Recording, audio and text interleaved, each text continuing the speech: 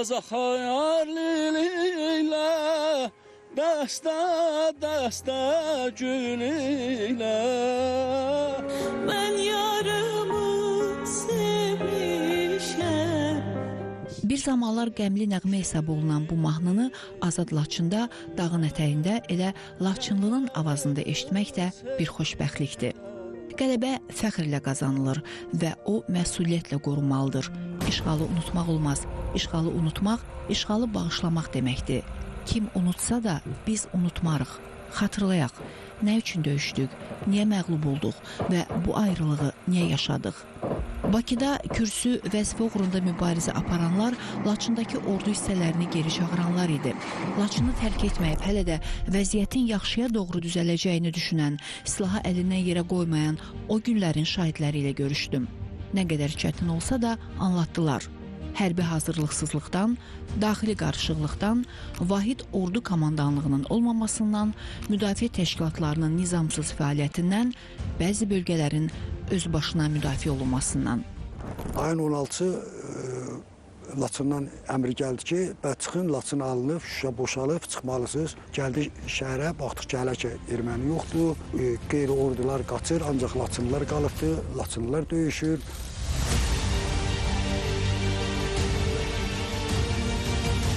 Ayın 10-un, 13-ün, 14-ü bu ərəfədə deməli Zabıq istiqamətində, Güləbil istiqamətində və Xocavənd istiqamətində ermənilərin hücumları dəf edildi.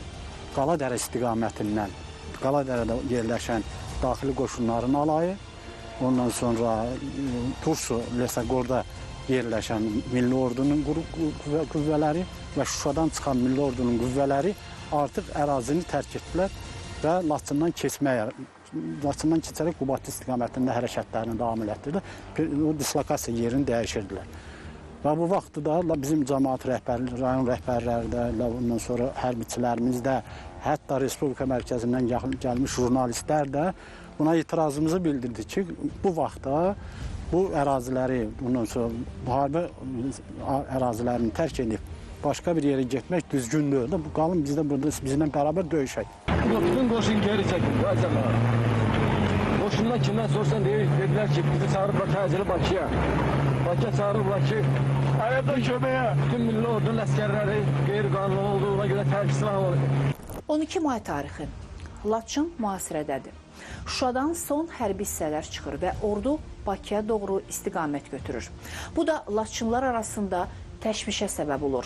Yurdlarını tərk etməməkdə israrlı olanlar köhnə poçt binasının zirzəmisində məhz burada gizlənməyə çalışırlar. O vaxt bu binanın zirzəmisində mülki hospital yaradılmışdı. Şuşadan gətirilən yaralılar burada əməliyyat olunurdu. 3-4 gün buranı özünə məskən seçən sakinlər ermənilərin intensiv atəşindən sonra buranı da tərk etmək məcburiyyətində olurlar. Mayın 15-də ümidsiz qalan və Laçını ən sonda tərk edən sakinlər bu zirzəmidə gizlənənlər olur. İşğal yalnız silahla olunurmuş. Laçın topdan yox, sükutdan yıxıldı.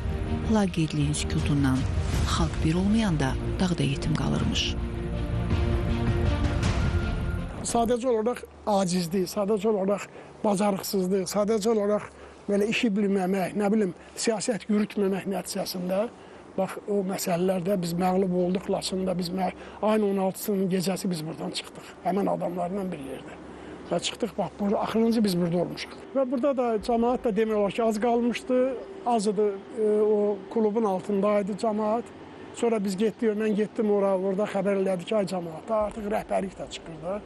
Kimin maşını varsa çıxdı, maşın olmayanlara da maşın olanlar kömək elədilər. Artıq ayın 17-si, 18-i günortadan sonra burada sakin qalmamışdı. Yəni ermənilər artıq günortadan sonra Qaladərə istiqamətindən girmişdilər Laçına. Düzdür, çox çətindir mənim üçün o vaxtı xatırlamaq.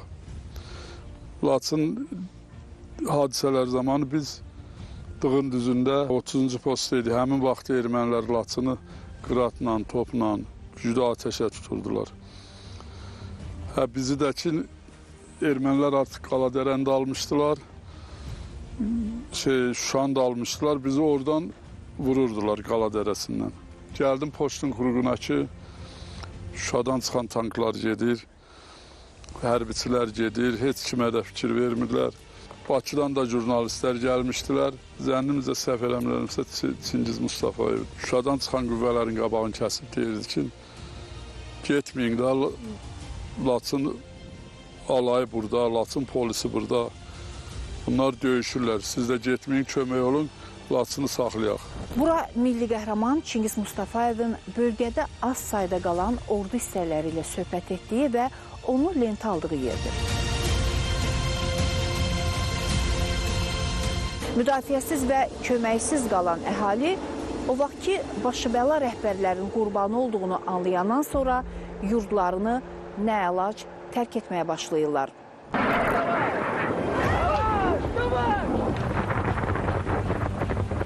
Hücumlarda tez-tez adı halanan Qala dərəsi ermənilərin hücum oylağına çevrilmişdi.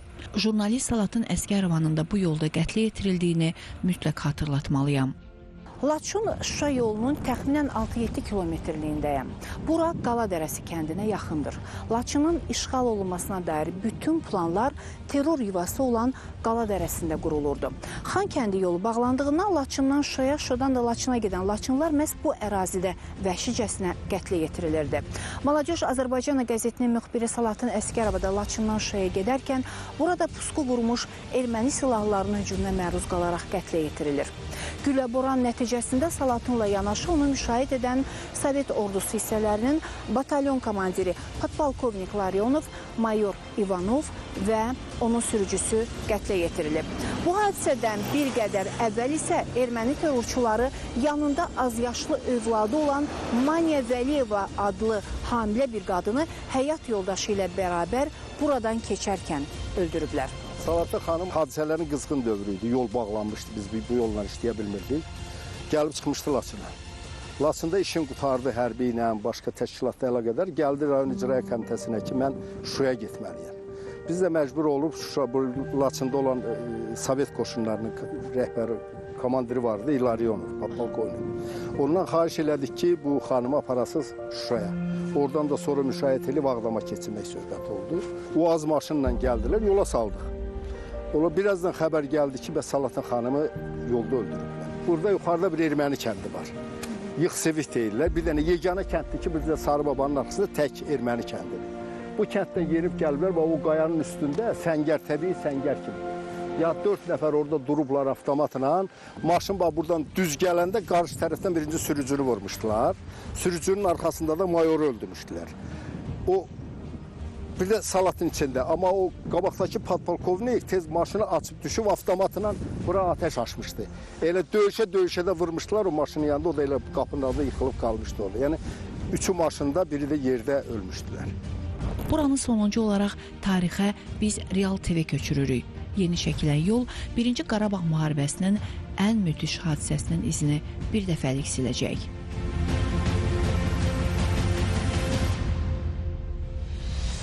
– 92-ci ilin yayında prezident aparatına getmişdim.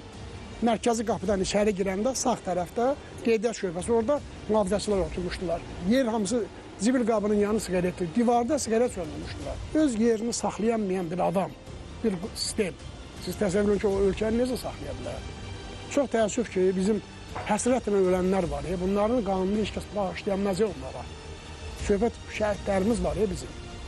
Bizim Laçın həsrətlə ölən insanlarımız var, tanınmış adamlar var, ziyalılarımız var.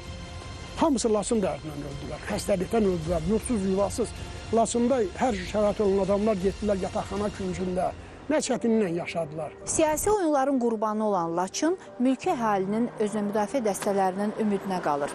Hakimiyyət iddiasında olan ayrı-ayrı adamların tabeliyindəki pərakəndə dəstələr güc və qüvvələrini birləşdirib hücuma keçməyə əvəzinə bəziləri məhz bu yoldan, digərləri isə Qala dərəsinə keçərək Bakıya üst tutmuşdular. Kimsəsiz, köməksiz qalmış Laçın çox rahatlıqla erməni silahlılarının əsrinə çevrilir. Zaman uzun olsa da o gedişin möhtəşəm bir dönüşü də oldu. Azərbaycanın müstəqil ordusunun silahlı qüvvələri Laçın şəhərinə bax bu yoldan keçərək daxil oldular. Zəfər və qələbə səsi dağlardan, dərələrdən, şəhərlərdən də eşidildi. Amma işğalın ağrısı nə yaddaşımızdan silinir, nə də ürəyimizdən. Torpağı dinləyin, torpaq altında yatan şəhidlərin bizi unutmayan səsini eşidəcəksiniz. Laçına 34 ildən sonra qayıtmaq məni qorxudurdu. Bu hissləri keçən ildə yaşadım. Çox şeylər dəyişib, xatirələr pozulub. Laçın ildən ilə, aydan aya, elə gündən günə dəyişir. Laçın indi başqa Laçındır. Mən Laçına həmişə anamın gözləri ilə baxmışam. Çünki o, təpədən dırnağa bir Laçınlı idi. Anamı Laçına gətirə bilmədim. Amma qızımı gətirdim. Gəl qızım.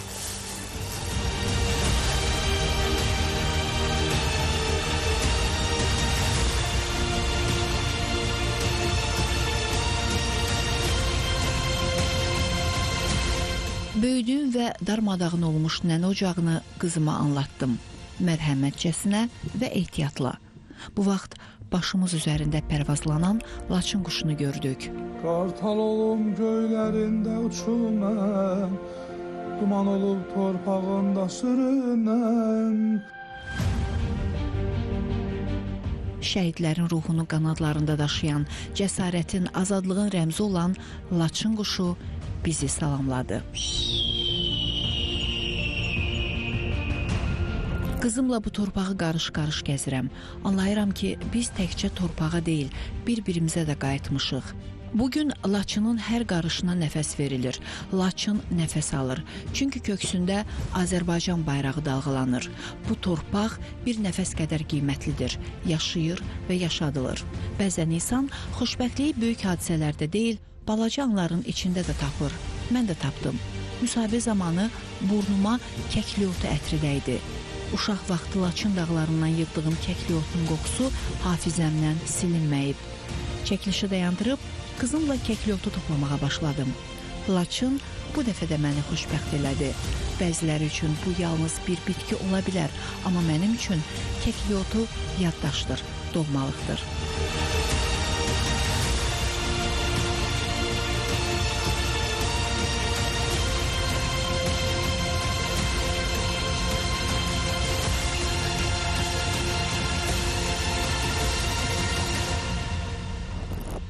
Laçın mənim üçün qayğısız uşaqlıq xatirəm və təəssüf ki, işğalın acısı olub. Sonuncu dəfə buralarda 14 yaşım olanda dolaşmışam. Aradan uzun bir zaman keçib. İndi 14 yaşlı qızımla Laçındayam. Ona Laçının acı taliyindən bəhs edib, işıqlı həyatını göstərmişəm. İndi isə Laçını ona əmanət edəcəm. Laçın qanla qorunan, dua ilə yaşadılan bir əmanətdir. Qoy bilsin, torpaq sadəcə torpaq deyil, torpaq kimliyimizdir, yaddaşımızdır, canımızdır, qanımızdır, nəfəsimizdir.